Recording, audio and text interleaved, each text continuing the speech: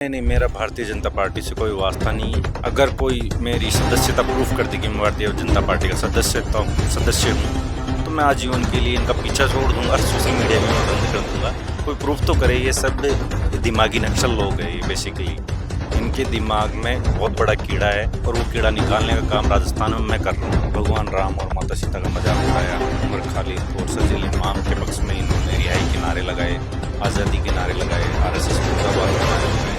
तो इन विषयों के ऊपर ये माफ़ी नहीं मांग रहा है और इनके ऊपर ये माफ़ी नहीं मांगेगा तो आगे फिर पड़ेंगे इसके कि जहाँ जाएंगे मेरे जाने की ज़रूरत नहीं पड़ेगी।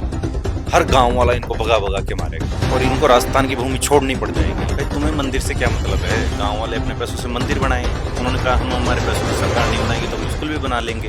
पर इनको कहीं ना कहीं हिंदू सनातन संस्कृति को टारगेट करना होता है और शिक्षा के पीछे इनको राजनीति चमकानी होती है। हमने पहले ही कह दिया था, जाते रगड़ दिया और आगे और चेतावनी दे रहा हूँ कि आगे और सतर्क रहना, आगे फिर जूत पड़ेंगे तुम्हारे। और इनका दिपके आता है तो उसको मैं खुद मारूंगा और भगा भगा के मारूंगा। इस बार उसको ढंग से तोड़ूंगा। ये चेतावनी स्पष्ट है। जब तक भगवान राम और माता सीता का अपमान होता है, इस विषय के ऊपर माफ़ी नहीं मांगेगी तो मैं तो पीछा नहीं छोड़ूंगा। अंतिम सांस तक लड़ाई लड़ूंगा। ये थोड़ी सी तसल्ली रखें और सरकार भले ही देरी कर दे, मैं देरी नहीं करूँगा। मैं टाइम पे इनको डोज देता रहूँगा। राजस्थान वीरों की भूमि है। यहाँ पे जब भी आएंगे यहाँ के वीरों का एहसास मैं उनको करवाऊंगा कि यहाँ का खून कैसा है। यहाँ पे मर्द है, नामर्द नहीं है। ये जंतर मंतर नहीं है। नहीं, मैंने सोचा नहीं है और ना मैं इच्छुक हूँ ऐसे लोगों से जो नामर्द लोग हैं, जो राजस्थान का नाम खराब कर रहे हैं। राजस्थान में मर्द वीर पैदा होते हैं, ऐसे नामर्द कब से पैदा हो गए? हाँ, पर मैं एक विषय में बैठ सकता हूँ कि भगवान राम वाले विषय में ये लोग माफ़ी मांगना चाहे। सीजेपी लगातार स्कूल की चर्चाएं कर रही है, स्कूल के मुद्दों की बात कर रही है। हाल ही में आपने देखा होगा नीट पेपर लीक को लेकर के धर्मेंद्र प्रधान का इस्तीफा भी मांगा गया। अभिजीत दीपके और उनकी टीम जंतर मंतर पर भी बैठी। अभिजीत दीपके जयपुर आते हैं और उन पर जो है कहीं ना कहीं थप्पड़ जो है बरसाए जाते हैं। उसके बाद दूसरे युवा जो कि राजस्थान राजधानी जयपुर के हैं वो भी चर्चाओं में आते हैं। वो हैं राकेश गुर्जर, हमारे साथ मौजूद हैं। हम उनसे बातचीत करेंगे और चर्चाएं करेंगे कि आखिरकार शुरुआत हम वहीं से करेंगे कि अभिजीत दीपके को आपने थप्पड़ क्यों मारा। नहीं, थप्पड़ तो हमारे मन में ऐसा कोई विषय नहीं था कि उसको जाके मारना है। जी। वहाँ पे हमारे ऊपर एक्शन हुआ तो उसका रिएक्शन था उस दिन तो। पर उस दिन के बाद में जिस तरीके से इन्होंने जंतर मंतर पे भगवान राम और माता सीता का मजाक उड़ाया, उमर खालिद और सजील इमाम के पक्ष में इन्होंने रिहाई के नारे लगाए, आज़ादी के नारे लगाए, RSS मुर्दाबाद के नारे लगाए, तो इन विषयों के ऊपर ये माफ़ी नहीं मांग रहा है और इनके ऊपर ये माफ़ी नहीं मांगेगा तो आगे फिर पड़ेंगे इसके।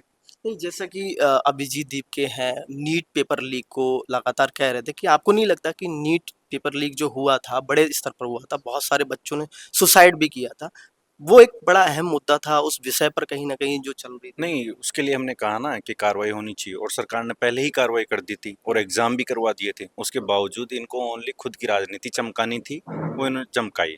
मैं तो कहता हूँ सरकार को दबाव में ही नहीं आना चाहिए था। उसमें 2800 क्रिमिनल है जो वहाँ पे जो ये प्रदर्शन कर रहे थे, तो उसमें 28 क्रिमिनलों की लिस्ट आई है।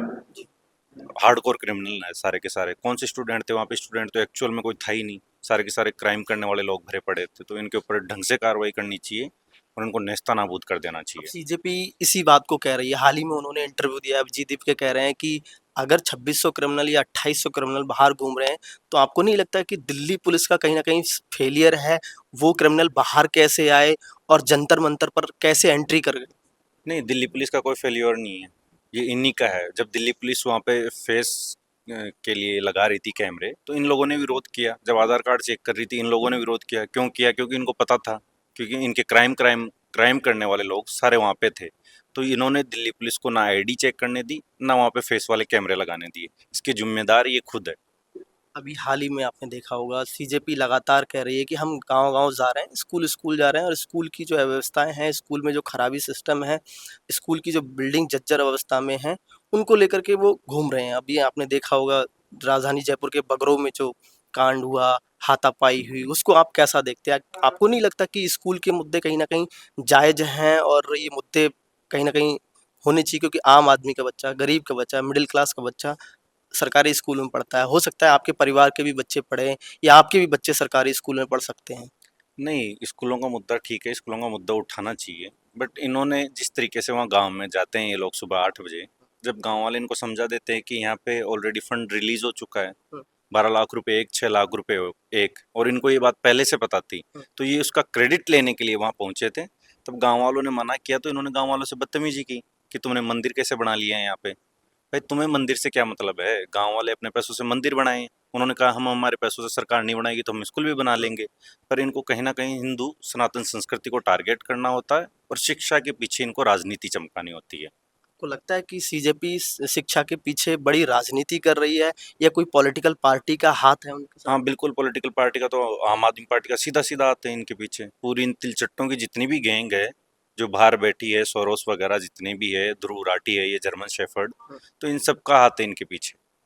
बहुत सारे लोग ये कह रहे हैं, सीजेपी की भी कह रहे हैं, जैसा कि आपने कहा कि उनके पीछे आम आदमी का हाथ है या विपक्ष का हाथ है या फिर कोई ना कोई ऐसी पार्टी है जो काम कर रही है उनके पीछे।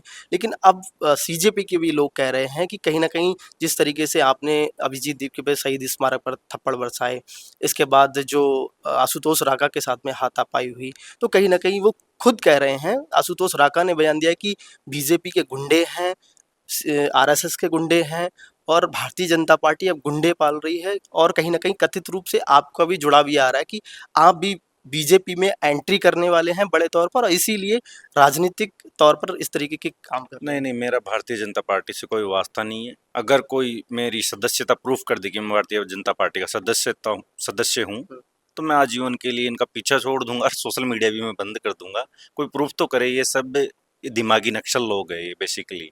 इनके दिमाग में बहुत बड़ा कीड़ा है और वो कीड़ा निकालने का काम राजस्थान में मैं कर रहा हूँ और करता रहूंगा। रामपुरा गांव की जो घटना हुई, इन्होंने बदसलूकी की। हमारे राष्ट्रवादी लोग थे, उन्होंने माकूल जवाब दिए इन लोगों को। फिर उसके बाद जोधपुर में मामला होता है, ये जोधपुर में जाते हैं अपनी नेतागिरी चमकाने, वहां पे भी इनको रगड़ा और मैंने कहा कि मैं रगड़वाऊंगा और हमारे राष्ट्रवादी लोग रगड़ेंगे। हमने पहले ही कह दिया था, जाते ही रगड़ दिया। और आगे और चेतावनी दे रहा हूँ कि आगे और सतर्क रहना, आगे फिर जूत पड़ेंगे तुम्हारे। और इनका दिप के आता है तो उसको मैं खुद मारूंगा और भगा भगा के मारूंगा। इस बार उसको ढंग से तोड़ूंगा। ये चेतावनी स्पष्ट है। जब तक भगवान राम और माता सीता का अपमान होता, इस विषय के ऊपर माफी नहीं मांगेंगे तो मैं तो पीछा नहीं छोड़ूंगा। अंतिम सांस तक लड़ाई लड़ूंगा, चाहे से मेरे ऊपर किसी भी तरीके की कार्रवाई हो या मेरे ऊपर हमला हो। मैं इन चीजों से डरने वाला नहीं हूँ। मेरा आराध्य का अपमान हुआ, उसका बदला मैं लूंगा। आपको नहीं लगता जैसे कि ठीक है, ये बात सही है कि यदि भगवान श्री राम का या माता सीता का कोई अपमान करता है, ये गलत है। भारतीय जनता पार्टी हाल ही में नितिन नवीन का जब उत्तर प्रदेश के अंदर दौरा था या फिर आपने देखा होगा कई ऐसी तस्वीरें, ऐसे वीडियो वायरल हुए हैं जो कहीं ना कहीं हनुमान जी को जो है नचाते हुए या फिर ऐसी वीडियोस वायरल हुई हैं। आपको नहीं लगता कि भारतीय जनता पार्टी में भी इस तरीके से भगवान के स्वरूपों का उपयोग किया जाता है? नहीं, मैं वो भारतीय कहते हैं, विपक्ष कहता है कि पॉलिटिकली रूप से ये उपयोग कर सकते हैं, दूसरा अगर कोई करता है, कोई तथ्य के साथ में बात करता है तो कहीं न कहीं उनको गलत ठहरा दिया जाता नितिन नवीन जी युवा राष्ट्रीय अध्यक्ष बने हैं, तो ये लोग युवाओं को टारगेट कर रहे हैं। पहले तो यूज कर रहे थे, अब यहाँ पे युवा राष्ट्रीय अध्यक्ष बन गया तो इनको मिर्ची लग रही है। ऐसा पॉलिटिकल पार्टियों की, कांग्रेस की भी मैं कई वीडियो बता दूंगा, अदर पार्टी की भी बता दूंगा जिनमें ऐसे हनुमान जी के ऐसे कई चीजें हुई है। मैं वैसे भारतीय जनता पार्टी का कोई स्पोक्स पर्सन नहीं हूँ जो मैं इसके ऊपर जवाब दूं। बाकी कोई सी भी पॉलिटिकल पार्टी में ये चीजें होती है तो ठीक नहीं है। है। स्कूली मुद्दे को आप कैसा देखते हैं? नहीं, स्कूली मुद्दे को मैंने कहा कि हम खुद स्वागत करेंगे, पर उसके पीछे राजनीति नहीं होनी चाहिए। जैसे जब पहले ही वहां पे फंड रिलीज हो गया है तो ये लोग क्या लेने गए? क्रेडिट लेने चले गए। गाँव वालों के साथ 1 साल पहले गए थे, आशुतोष राका कह रहे थे कि 1 साल पहले गया, तब भी वहाँ की हालत। अच्छा, तो फिर बीच में कहाँ चले गए थे आप?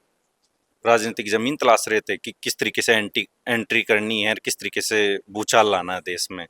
ये क्या है, नेपाल और जो बांग्लादेश है उससे कुछ ज़्यादा ही प्रभावित है ये। इनके समर्थन में सारे एंटी नेशनल लोग और पाकिस्तानी लोग हैं। पाकिस्तान का डॉन है शहजाद भट्टी, वो खुल के इनका समर्थन कर रहा है। क्यों कर रहा है? हमारा तो नहीं कर रहा। देखे, कोई भी एंटी नेशनल लोग हमारे समर्थन में नहीं है। हमारे समर्थन में तमाम राष्ट्रवादी लोग हैं जो राष्ट्र से प्रेम करते हैं, वो लोग हमारे साथ में, भगवान राम से प्रेम करने वाले लोग हमारे साथ में।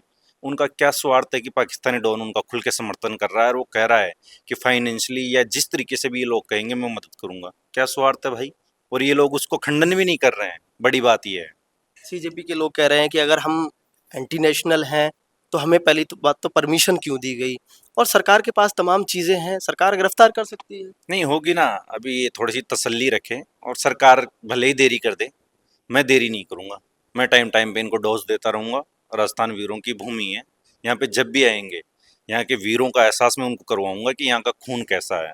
यहाँ पे मर्द है ना, मर्द नहीं है, ये जंतर मंतर नहीं है, फोड़ेंगे इनको भगा भगा के। लेकिन राकेश जी, ऐसा भी तो नहीं रहा है कि राजस्थान ने जो जानबूझ करके किसी पे हाथापाई करना या फिर जो है ऐसी चीजें भी देखने को नहीं मिली है कि कहीं ना कहीं जो जायज मुद्दे हैं उनकी वो बात कर रहे हैं, उस पर भी हाथापाई कर कोई जायज मुद्दा नहीं है, मैंने स्पष्ट कहा है, इसको चेतावनी समझ ले, धमकी समझना है, जो समझे समझे, मुझे फर्क नहीं पड़ता। मैंने कहा कि मैं लड़ाई अंतिम सांस तक लड़ूंगा। मेरा ओनली एक मामला है कि ये भगवान राम और माता सीता का जो अपमान हुआ था उसके ऊपर माफी मांगे। शर्जिल इमाम जो देश के टुकड़े करने की बात करता है, उसको रिहा करने वाले विषय पे ये लोग माफी मांगे। पूरे लोग सीजेपी के, दिपके नहीं, पूरे लोग माफी मांगे, तब जाके मैं इनका पीछा छोड़ूंगा। और ये शिक्षा का जो बात कर रहे हैं ना, ये जैन जी को पहले बरगलाने की कोशिश की, अब फिर राजस्थान में आके बरगलाने की कोशिश कर रहे हैं, तो कोई इनके बहकावे में नहीं आएगा। हम तैयार खड़े हैं इनको माकूल जवाब देने के लिए। और कोई शिक्षा मुद्दा नहीं है, शिक्षा के बहाने ओनली राजनीतिक जमीन तलाश रहे हैं। ये आशुतोष रांका 2.5 साल पहले कहाँ था? राजस्थान जयपुर का रहने वाला है ना ये। विदेश गए थे पढ़ने के लिए, नहीं, नौकरी भी कर रहे थे। नौकरी भी कर रहे थे। अच्छा, तो फिर अचानक इनका मन परिवर्तन हो गया, हृदय परिवर्तन हो गया? ऐसा कुछ नहीं है, ये आम आदमी पार्टी के सदस्य थे। राजस्थान में आम आदमी पार्टी को लीड यही कर रहे थे। पहले कांग्रेस पार्टी से भी जुड़े हुए हैं। ये सब बाहर जाके पूरी गैंग बाहर से आई है। ये बाहर प्लान प्लान किया इन लोगों ने कि किस तरीके से इंडिया में एंट्री करनी है वो तो और इस क्या बात क्या को खुद करना स्वीकार कर रहे हैं कि हम आम आदमी पार्टी से पहले जुड़े थे, है। हाँ, अब तो जुड़े बस हुए नहीं है। तो नहीं है, तो हमें इनकी विचारधारा पता है और ये सारा प्लान बाहर हुआ है इनका जो भी है। तो हमें इनका प्लान अच्छे से पता है कि शिक्षा वगैरह सुधारने का इनका कोई मोटिव नहीं है। शिक्षा के बहाने ये जैन जी को और देश को बरगलाना चाहते हैं। मैं वो होने नहीं दूंगा। मैं तो तोड़ूंगा, मेरा सिंपल सा है, भगा भगा के तोड़ूंगा और भगा भगा के तुड़वाऊंगा जनता से। राजस्थान में ऐसा सेट कर दूंगा कि जहां पे भी ये जाएंगे ना, जिस गांव में भी, वहां इनको लोग मारेंगे। मैं नहीं, लोग मारेंगे, राष्ट्रवादी लोग मारेंगे। इस तरीके का माहौल क्रिएट करवा आपको दूंगा। नहीं लगता ये सब असंवैधानिक है? इसके लिए कानून है, कोई भी चीज़ गलत होती है तो उसके लिए कानून ज़िम्मेदार है। आपने हाल ही में देखा होगा, गुर्जर मीणाओं का बड़ा विवाद चला था, उस विवाद के दौरान पांचना बांध को लेकर के आपस में तनातनी भी हो गई थी और उस माहौल में भी कहीं न कहीं सरकार ने समझौता कराने की कोशिश की, लड़ाई तक का माहौल, मतलब बहुत सारी ऐसी चीज़ें हो गई थी कि आमना-सामना हो गया था। तो कहीं न कहीं संवैधानिक रूप से उसका हल निकाला गया और जो है विवाद को समझौता कराया गया। तो आपको नहीं लगता कि संवैधानिक तरीके से बातचीत होनी चाहिए इन विषयों पर? हाँ, मैंने तो कहा था ना, हर न्यूज़ चैनल पे कहा, आपके चैनल के माध्यम से भी कह रहा हूँ जी। कि मैं तो प्यार से बोल रहा हूँ कि आप लोग माफ़ी माँग लो, उसके बाद हम कुछ नहीं करेंगे। और रही बात संवैधानिक तरीके से, सरकार ने अपना काम किया, प्रशासन ने अपना काम किया, मेरे ऊपर उस विषय में कार्रवाई भी हुई और आगे भी प्रशासन मुझे बुलाता है या कोई कार्रवाई के लिए मैं बाधित हूँ, तो मैं तो जाऊँगा उनके पास में। ठीक है, आप अपनी कार्रवाई करो, पर मैं अपना काम नहीं छोड़ूँ। मेरा आराध्य का अपमान हुआ है, तो मेरी जान चली जाए, पर जब तक ये माफ़ी नहीं मांगेंगे, मैं इनका इलाज करता रहूँगा। बस मेरा एक ही मोटिव है, इनसे माफ़ी मंगवाना। नहीं माफ़ी मंगवाना। जी, नहीं तो मैं ऐसा माहौल क्रिएट कर दूंगा पूरे राजस्थान में कि जहाँ जाएंगे मेरे जाने की ज़रूरत नहीं पड़ेगी। हर गाँव वाला इनको भगा भगा के मारेगा और इनको राजस्थान की भूमि छोड़नी पड़ जाएगी। बाकी शिक्षा वाले विषय पर वो ठीक है। नहीं, मैं कह रहा हूँ ना कि शिक्षा वाले विषय पे हर किसी का स्वागत है, आइए काम करिए, पर उसके पीछे आपका राजनीति चमकाना मकसद नहीं होना चाहिए, जो मकसद इनका है।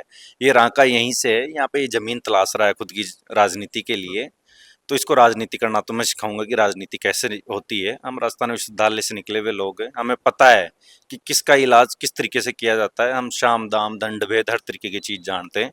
इसको समय आने दो, ऐसा ठिकाने लगाऊंगा कि ये राजनीति ही भूल जाएगा, वापस से चला जाएगा जहाँ आया था ना, ये जहाँ जॉब कर रहा था वहीं चला जाएगा ये। आशुतोष राका यहीं से हैं, आप भी राजस्थान से हैं, आप भी नौजवान हैं, वो भी नौजवान है, आप भी नौजवानों की बात कर रहे हैं, वो भी युवाओं की बात कर रहे हैं।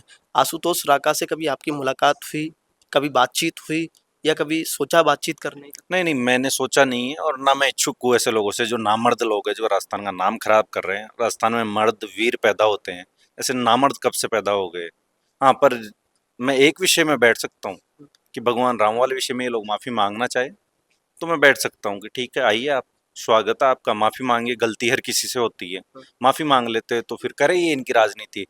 शिक्षा से करना चाहते हैं तो किसी भी शिक्षा तरीके वाले से। विषय पर आप साथ में चलने के लिए तैयार हैं कि राजस्थान में करीब 5,000 से ज़्यादा स्कूलों की हालत जर्जर अवस्था है। हाल ही में झालावाड़ में घटना हुई, 8 से ज़्यादा स्टूडेंट कहीं न कहीं हो गए। हाल ही में डूंगरपुर के अंदर जो घटना घटित हुई, कल परसों अभी आपने देखा होगा पोसाहार के अंदर कई ऐसी चीज़ें मिली, तो 27 बच्चे जो है सरकारी अस्पताल के अंदर भर्ती कराने पड़े। इसके लिए जो भी जिम्मेदार है, जो भी अधिकारी जिम्मेदार है, उनके ऊपर कार्रवाई होनी चाहिए और जो भी कुछ बनता है सरकार और प्रशासन को मदद करनी चाहिए और आगे ऐसा ना हो इसका भी ध्यान रखना चाहिए।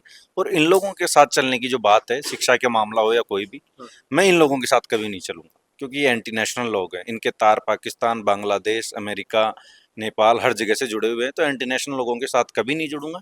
पर ये मेरे इरादे के लिए माफ़ी मांग लेते हैं तो ठीक है, फिर हम इनको छोड़ देंगे। हम हमारे स्तर पे चलेंगे, हम क्या सुधार कर सकते हैं उसके ऊपर हमारा फोकस है। हाल ही में सीजेपी ने कल ही कहा है कि वो 2.0 करने जा रहे हैं जंतर मंतर पर। क्या आप जंतर मंतर पहुंचेंगे? और जो 2.0 करने जा रहे हैं उसको कैसा देखते हैं, जंतर मंतर पर धरना देने में? ये तो पता नहीं, कभी 2.0 बोलते हैं, कुछ बोलते हैं। मैंने 2.0 कर दिया, रामपुरा में हो गया, उसके बाद जोधपुर हो गया। हम 3.0 कर रहे हैं अभी, और उस 3.0 अभी जारी है। अब सब कुछ चीज़ें तो मैं कैमरे पे बोल नहीं सकता, पर जैसे ही कुछ होगा आपको अपडेट ज़रूर मिल जाएगा कि हम 3.0 को किस तरीके से ग्राउंड लेवल पे उस क्या करवा सकते हैं और हम खुद क्या कर सकते हैं। इनको माकूल जवाब दूंगा, ऐसा जवाब दूंगा कि प्रदर्शन करनारे जो सरकार को चेतावनी दे रहे हैं ना, ये सब कुछ भूल जाएंगे जल्दी ही।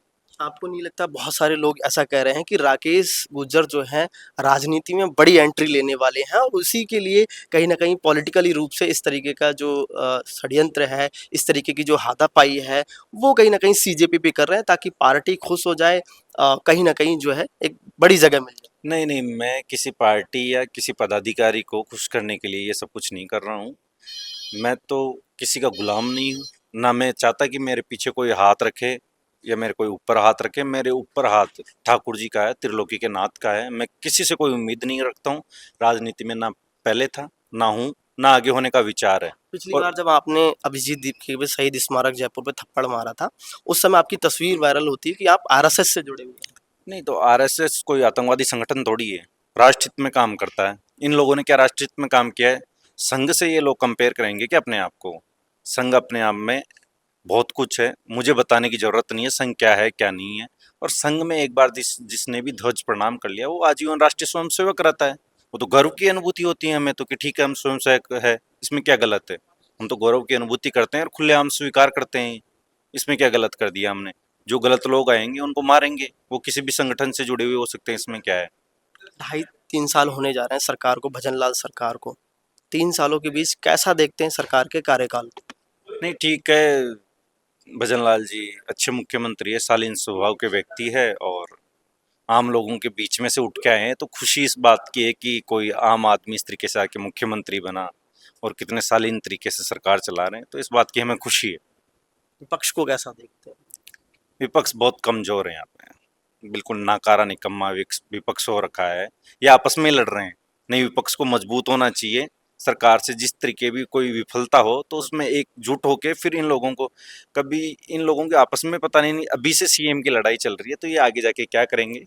मैं तो चाहता हूँ कि विपक्ष मजबूत हो, सरकार से बराबर बराबर सवाल करे, तब जाके काम अच्छा चलता है जैसा सरकार भी का। आपने जिक्र किया कि विपक्ष आपस में ही लड़ाई लड़ रहा है कि सीएम कौन हो, अभी हाल ही में गोविंद सिंह डोटासरा ने बयान दिया। उन्होंने कहा कि मान लीजिए हमारे में बहुत सारे सीएम के चेहरे हैं, दावेदार हैं, लेकिन भारतीय जनता पार्टी में तो कहीं ना कहीं पर्ची से बने हुए मुख्यमंत्री हैं, तो उनके पास तो मुख्यमंत्री भी स्वयं का नहीं। पर चीज क्या, कार्यकर्ता है भजनलाल जी, 3 बार के महामंत्री रहे हुए हैं, शुरुआत से जुड़े हुए हैं, संघ के कार्यकर्ता रहे हैं।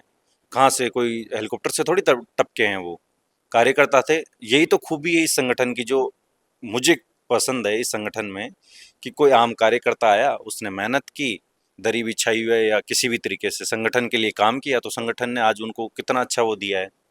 तो यही तो खूबी है। आप क्या कर रहे हो? आप लोग तो आपस में लड़ रहे हो। जो आपके संगठन में काबिल लोग हैं उनको आगे कीजिए, आने दीजिए उनको।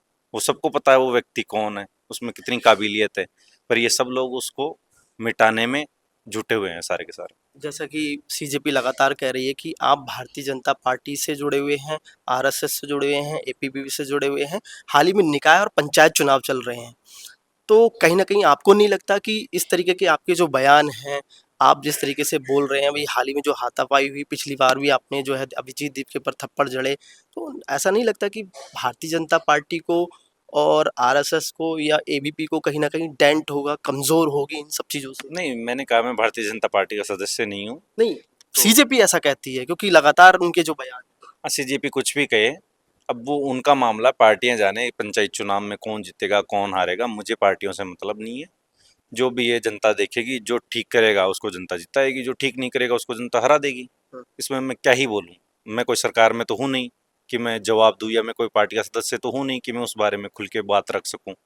ठीक है, जो अच्छा करेगा उसको जनता जिताएगी, जो नहीं करेगा उसको जनता हरा देगी। आप जो बयान दे रहे हो या फिर तमाम युवा नौजवान आपको देख रहा है, चाहे वो किसी भी पार्टी से संबंधित हो या ना हो, आपको नहीं लगता कि नौजवान इस राह पर जाएगा तो वो असावधानिक होगा? क्योंकि ये मारा-पीटी, मार-कुटाई कहीं न कहीं इन सब चीज़ों का हल नहीं है। बातचीत करनी चाहिए, बैठ कर के समझौता करना चाहिए। ये जो जायज़ मुद्दे हैं उन पर बातचीत करनी चाहिए। सीजेपी भी कहीं न कहीं कुछ मुद्दों पर सही है, वो स्कूली एजुकेशन सिस्टम की बात करें, क्योंकि कहीं न कहीं राजस्थान में बहुत सारी ऐसी सरकारी स्कूलों की अव्यवस्थाएँ हैं जो वाक़ई में जर्जर हैं। नहीं, राजस्थान के नौजवानों से मैं तो यही अपील करूंगा कि ये लोग बरगलाने का काम कर रहे हैं आपको। अगर आपको कहीं भी कोई भी दिक्कत है तो एक प्रोसेस होता है, उसके थ्रू आप सरकार से बातचीत कर सकते हैं। और सरकार मुझे लगता है कि बहुत ज़्यादा संवेदनशील है शिक्षा के मुद्दे को लेके। और हमारे जो चीफ मिनिस्टर हैं वो काफ़ी अग्रणी भी है इस विषय को लेके। रेगुलर वो अपडेट लेते रहते हैं, अपडेट देते रहते हैं। तो इनके जो जो भी इनकी मानसिकता है, ये जो लोग करवाना चाह रहे हैं उसमें ना पड़ के सरकार से जुड़े रहें और उनके सामने अपने मुद्दे रखते रहें। और शिक्षा के लिए जवानों को आगे आना चाहिए, नौजवानों को आगे आना चाहिए, पर ऐसे लोगों के साथ नहीं आना चाहिए। हम खड़े हैं, अगर कहीं भी किसी को कोई दिक्कत है तो अगर प्लेटफॉर्म नहीं मिल रहा है तो हम उनके लिए खड़े हैं। हम सरकार के विरोध में भी जाके, अगर सरकार कार्रवाई नहीं खड़े होगी करेगी तो हम सरकार के विरोध में प्रदर्शन करेंगे, सब कुछ करेंगे। पर सरकार मुझे बहुत संवेदनशील लगती है, तो इनके बहकावे में नहीं आना चाहिए। राकेश जी, आप कह रहे हैं कि सरकार संवेदनशील है। सरकार कहीं न कहीं अगर संवेदनशील होती तो ये भी आपने देखा होगा, शिक्षा मंत्री मदन दिलावर हैं, उन्होंने जो तुगलकी फरमान जारी किया है कि स्कूलों के अंदर आदेश दिया है, स्कूलों के अंदर नोटिस चस्पा कर दिए गए, कि स्कूल के अंदर कोई भी फ़ोटोग्राफ़ी, वीडियोग्राफ़ी या मीडिया तक की एंट्री बैन कर दी गई है। कहीं न कहीं फ़ोटोज़, वीडियोज़ ऐसे अव्यवस्थाओं के आ रहे थे, जिसकी वजह से ये फरमान जारी किया। दूसरा, आपने कहा कि छात्रों को भी बातचीत करनी चाहिए, हमसे बातचीत करनी चाहिए। छात्र संघ चुनाव भी नहीं हो रहा है, उनको लेकर भी आप क्या कहेंगे? छात्र संघ चुनाव आदरणीय गहलोत जी ने ही बंद किए थे, और आज वो कह रहे हैं उनको हमने अस्थायी रूप से किए थे कुछ समय के उन लिए। बिल्कुल मतलब निर्लज्ज व्यक्ति है वो। उनको शर्म नहीं आती है जिस तरीके से ट्वीट कर रहे हैं कि युवाओं के ऊपर कुठाराघात है। कुठाराघात तो आपने किया था युवाओं के ऊपर चुनाव बंद करवाने के लिए। क्यों किया? डर गए थे आप युवाओं से क्योंकि आपकी कहीं भी विश्वविद्यालय में सीट नहीं आ रही थी इसलिए। बिल्कुल। मुझे कांग्रेस में सबसे निर्लज्ज व्यक्ति अगर कोई लगता है, ये जादूगर नहीं है, ये ब्लैकमेलर है बहुत बड़ा। इसने कई कांग्रेसी नेताओं का, जिनके पोटेंशियल था बहुत कुछ करने का, उनका भविष्य बर्बाद करने का और युवाओं का भविष्य बर्बाद करने का काम अगर किसी ने किया है तो वो अशोक गहलोत है। तो अब तो 3 से 4 साल हो चुके हैं, अब तो बीजेपी की सरकार है, डबल इंजन की सरकार है, अब तो सरकार भजनलाल जी की है, उनको चालू कर देना चाहिए ठीक चुनाव। है ना, कार्य हो रहा है। चुनाव भी जल्दी चालू हो जाएंगे। अब तो समय हो चुका है, अब चुनाव हो नहीं सकते। आने वाले समय में चुनाव भी हो जाएंगे। और रही बात ये जो शिक्षा मंत्री जी की है, जो सर्कुलर निकाला था वो वापस ले भी लिया है। मीडिया की बैन एंट्री बैन नहीं होनी चाहिए। जो बाहरी लोग अपनी राजनीति चमकाने के लिए छात्रों के साथ में वहाँ जाके वीडियो बनाएंगे, उनकी शिक्षा का बिना फालतू में टाइम खराब करेंगे, उन लोगों के लिए होना चाहिए ये। जब जिस जगह राशि स्वीकृत हो चुकी है, सब कुछ हो चुका है, मौसम की वजह से स्कूल नहीं बन रहा है, वहाँ पे जाके ये लोग राजनीति कर रहे हैं, इसलिए इस प्रकार का सर्कुलर आया था। मीडिया को बैन नहीं करना चाहिए, इस पक्ष में मैं हूँ। राकेश जी, इतना सब कुछ हो गया, या आपने अभिजीत दीपके के थप्पड़ जड़ा या आपकी टीम ने जड़ा, जो शहीद स्मारक पे हुआ, अभी हाल ही में जो बगरू के अंदर, जो स्कूल के अंदर आशुतोष राका की टीम के साथ में हुआ, वहाँ भी पत्थरबाजी हुई। एबीपी के कार्यकर्ताओं ने जोधपुर के अंदर अभिजीत दीपके या अभिजीत दीपके की जो टीम है सीजेपी, उन पर जो है कहीं न कहीं हाथापाई करी। आपको नहीं लगता कि आप जिस तरीके से बयानबाजी कर रहे हैं, आप बयान दे रहे हैं, कह रहे हैं कि अगली बार जब आएँगे सीजेपी के कार्यकर्ता, नेता या जो भी आएगा, तो अच्छे से रगड़ाई करेंगे, उनको नाली में फेंक देंगे या अलग-अलग तरीके के जो आपके बयान हैं। आपको नहीं लगता आपके पास में भी धमकी आती होगी इस? नहीं, धमकियाँ आ रही है ना रेगुलर, सोशल मीडिया के माध्यम से ज़्यादा धमकियाँ आ रही है। अभी परसों ही मुझे ये वीडियो जब वायरल हुआ उसके बाद में धमकी आती है हुँ। कि तेरी बोलती हमेशा के लिए बंद कर देंगे। तो मैंने उसको एक ही जवाब दिया कि मैं शरीर से भले ही इतना ज़्यादा मजबूत नहीं दिखता हूँ, पर मन का गोली लगने के बाद भी जो भी मुझे मारने आएगा उसको मार के फिर ही मरूंगा। इतना दम तो सनातनी हूँ, मेरे खून में है, और राजस्थान का हूँ ऊपर से, तो इनसे मैं डरता नहीं हूँ। ये जिस तरीके भी धमकी दे या हमला करने की कोशिश करे, ऐसे तिलचट्टे मैंने बहुत देखे हैं। विश्वविद्यालय टाइम पे भी हमने बहुतों को रगड़ा है इस टाइप की मानसिकता वालों को। और आगे भी रगड़ दूंगा, कोई बड़ी बात नहीं है इनमें। डर नहीं लगता? नहीं नहीं, बिल्कुल ही नहीं, सवाल ही नहीं है डर लगने का।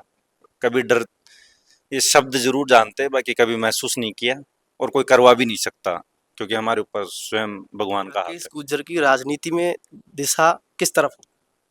है। ये तो भविष्य के गर्त में क्या छुपा हुआ है, क्या होगा क्या नहीं होगा। बाकी मैं एक कार्यक्रम करने वाला हूँ बड़ा जयपुर में, अभी आचार संहिता लगी हुई है, तो मुझे लगता है कि वहाँ पे मैं बहुत कुछ क्लियर करूँगा और अच्छा बड़ा कार्यक्रम करूँगा। तो आप सभी लोग भी उसमें इनवाइट है, मीडिया बंधु जितने भी हैं, तो उसमें जो भी हमारी रूपरेखा होगी हम सामने रखेंगे। बहुत बहुत शुक्रिया। तमाम सवालों पर हमने बातचीत करी, चाहे वो अभिजीत दीपके से लेकर हो, चाहे वो थप्पड़ कांड से लेकर के हो, या आने वाले समय में लगातार जो चीज़ें चल रही थी उन सब चीज़ों पर हमने बातचीत करी, मुखर होकर के जवाब दिया, और आने वाले भविष्य में क्या कुछ होने वाला है उन सब चीज़ों पर हमने बातचीत करी। सहयोगी कैमरामैन राजेंद्र शर्मा के साथ मैं आरव सिंह, पॉलिटिकल पंचायत जयपुर।